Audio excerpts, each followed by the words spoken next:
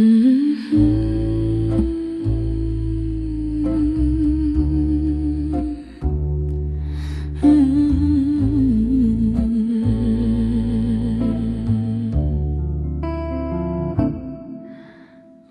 să știi că dorul nu mai poate. Voiam să-ți spun că dorul lui e rău.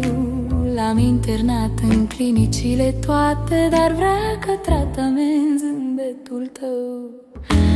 Voiam să știi că dorul se revoltă. Voiam să-ți spun că mine-i un război și pledoaria încă se dezvoltă și tribunale luptă pentru noi.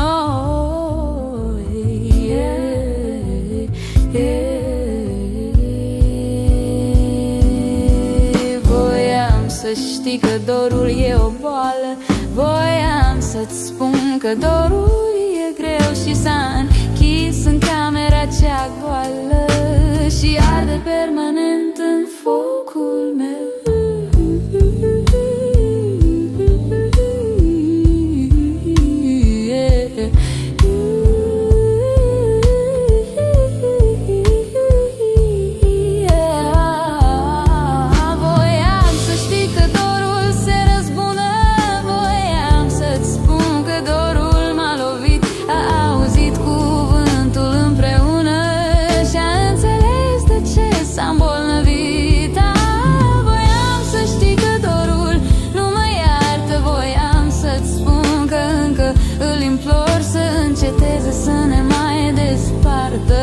Când vene toate clipele mă dor.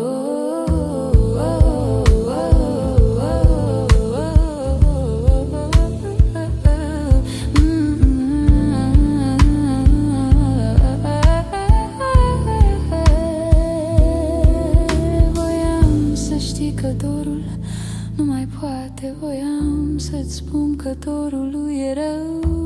L-am internat în clinicile toate, dar mai trăiește doar de dorul tău. El mai trăiește doar